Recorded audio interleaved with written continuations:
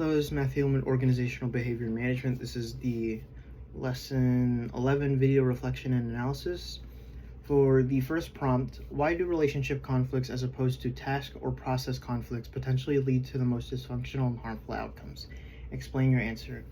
So, relationship conflicts compared to task processes are a lot harder to resolve because, task or process conflicts could just be something an entire group or individuals can work together to fix rather than relationship conflicts because of how many emotions could arise from relationship conflicts.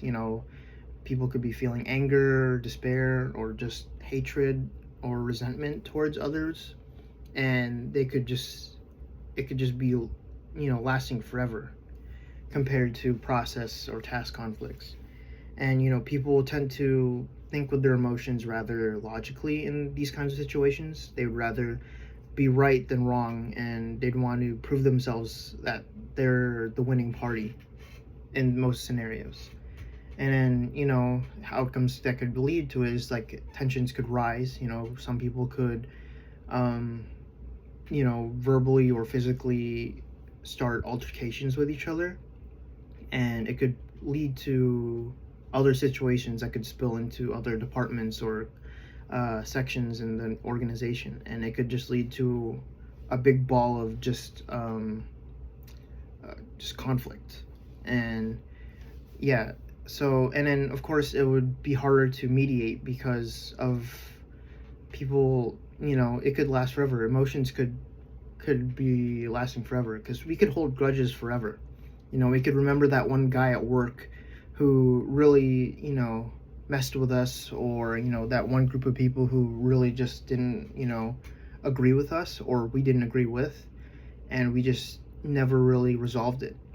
And if it is resolved, it could still, linger with how much, people, think about it. Maybe, they didn't want to really say they were wrong, or they wanted to say they were right, and, they ended up having to fix the problem when they really didn't. So yeah, it just relationship conflicts can really just hurt anybody and the whole organization.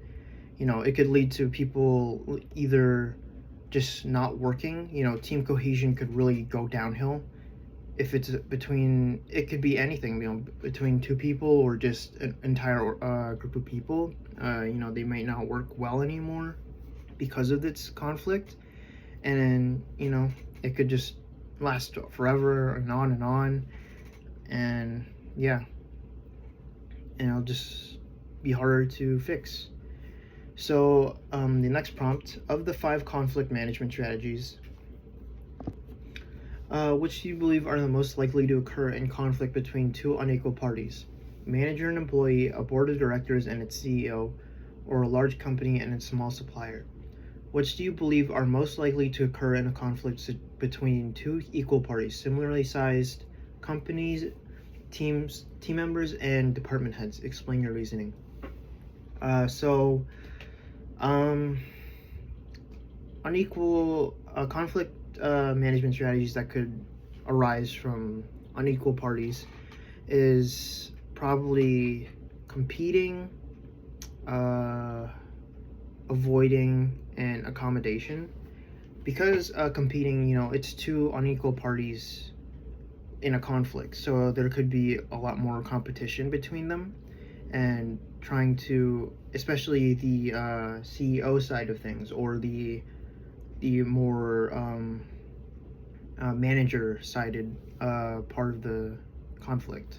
They could be leading to more competition between them, especially if they're trying to impose their restrictions or rules on the employees. Avoiding, employees may want to avoid as much conflict as possible, or just avoid thinking about the conflict at all because of it. So because they don't want to lose their jobs, or maybe they just don't want to go against a figurehead as much, so they want to avoid any conflict as much as possible. And then accommodating, the smaller employees may want to accommodate as much as for their employers as much as they can. You know, if they're really imposing this many rules, you know, you're gonna have to accommodate for them. You're going to have to figure out how to work around it or work with it. So yeah.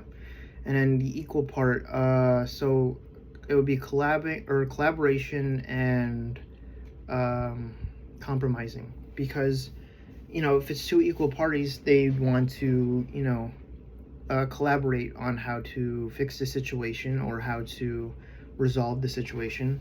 You know, they want to, especially between, you know, two same level-headed companies or whatever. So they'd want to like fix the situation as that would help both parties, leading to compromise.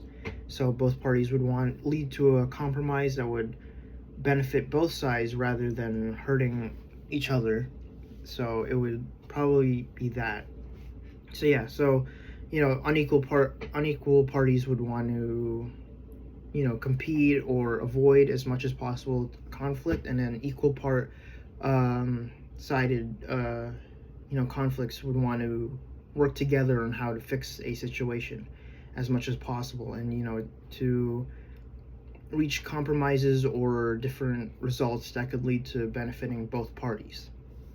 So the third topic, consider a time you managed a conflict through avoidance. What did you actually avoid by putting off and waiting to deal with the conflict? Did avoidance make the conflict situation better? Why or why not? What types of conflict situations are best addressed through avoidance? So it was a statistics project I was working on with a group of guys. So it was me and one other guy who was mostly just doing the work, and I kind of avoided telling the professor about, you know, the unequal work that was being done between the group, because me and one guy was just doing the entire project. You know, the other guys were, they in the first half they worked kind of well. You know, they were giving ideas, and then after that it was all the, you know, the typing, the manual work, and they didn't really help with that, especially during the presentation. It was just me and one guy who made up the PowerPoint, and no one else really helped out with that towards the end. And so it really felt like the grade, they didn't really deserve the grade, and I just avoided telling the professor because I didn't want to like cause conflict between the group. But I really should have told the professor, but it is what it is. So what did you actually avoid putting off and dealing with the conflict? Did avoidant make the conflict situation better? Not necessarily. I mean, we still got a decent grade. We got like a B, I believe, out of the project. A B or a low A, I can't remember, but it kind of sucked having to do all that work and then them being up there during the presentation like they actually did the work, and you know, one guy didn't even show up. It really sucked. So I mean, it was just, they were just reading off the PowerPoint, and it just felt like, wow, they're just, you know, taking our work, the words that I wrote, and they're just reading it off as their own. So it really didn't help avoiding the conflict or the situation. What did you actually avoid by putting off and waiting to avoidance? What types of conflicts are she? So conflict situations that would be best addressed through avoidance. I don't really see a situation where avoidance is the best. Again, probably with like avoiding like punishment from management is probably like a conflict that would probably be best addressed through avoidance, because you don't want to like lead to a conflict that could, you know, like end the jobs of everyone around you or yourself. That's probably something you'd want to use avoidance for, because you know, if it's like something small, you don't want to like cause everyone to lose their jobs or their progress in work. So yeah, it's just, but I'd say it's very avoidance isn't like the best situation or conflict situation that could be, that's the best. but it could be a possibility that happens, because especially if there's, again, with the previous question, there's going to be um, figureheads that have more power over you rather than you. So it's just, yeah. So the fourth topic, discuss the integrative bargaining strategies used in the case negotiation discussed in the previous section. Which of the four strategies separate the people from the problems, focus on interests, positions, not positions, generate a variety of possibilities, insist on some fair standard reuse? So I'm assuming it was the NFL case in the first section of the chapter.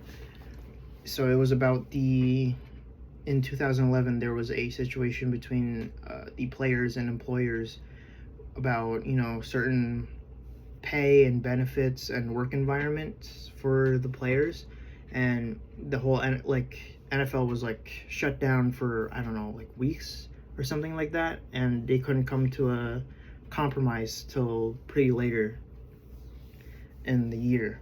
So of the four strategies that were used, I think focus on interests was the one that was probably used in this situation, because in the end both groups arrived at a compromise that would help both the players and the employers. So players were able to get their pay, they were able to get their benefits, their better work environments, and then the employers were able to get their